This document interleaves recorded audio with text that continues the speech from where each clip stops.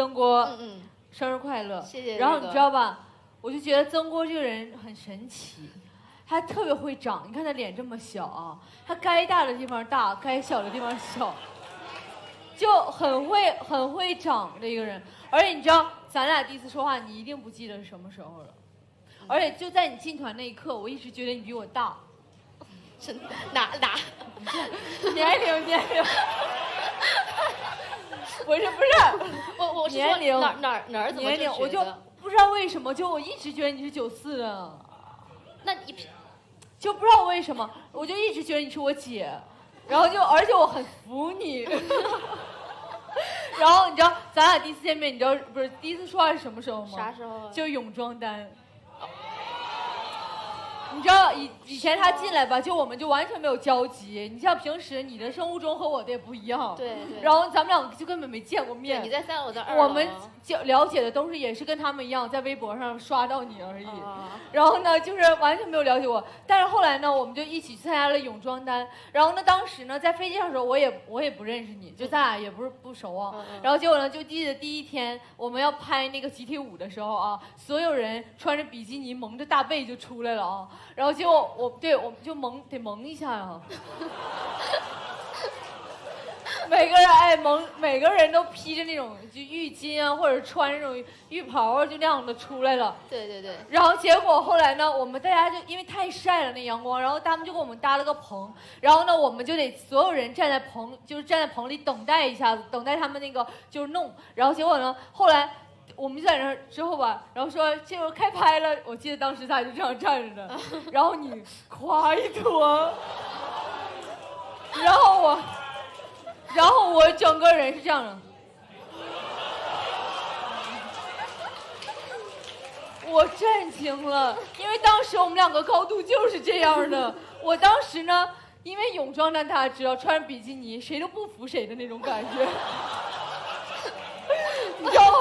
当时我们泳装单，你说每个人都是被选中的孩子啊，都是谁都不服谁的。然后呢，我们当时我站在那都是这样的，这高高在上。然后结果他一脱，我这样。然后呢，我说，哎呀妈呀，你不记得我跟你说啥了？我不记得你跟我说话。我说假的吧。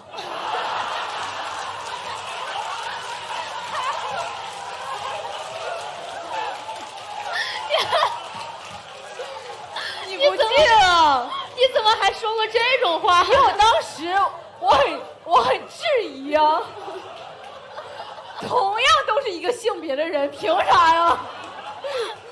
凭啥呀？所以我当时就很震惊，因为我觉得就按你这个身高比例，不可能，这怎么的应该是我这个身高的呀？然后后来呢，然后我就问你是假吧？你知道我天然的。我这么拽啊，当时就很拽。然后当时我就一下记住了你，你是我姐。从那以后我知道了，原来我就从那以后我就觉得你是94年的啊，是那一刻的那种感觉。对，就是很服你。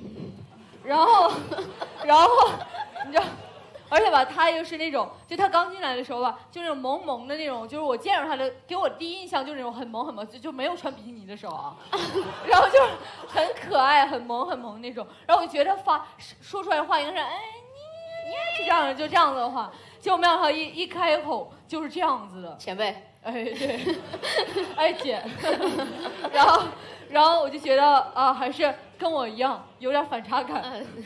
是的。但是你的反差是蛮强烈的一种反差，给我那种视觉冲击感，至今我都无法忘记，而且至今我还是心中那种疑问无法解开，我还是不信。好了，然后祝你生日快乐，谢谢瑞哥，希望你越来越好，然后这个你还是很厉害的，你每次发言什么我都很服你姐，真的很厉害，谢谢大家。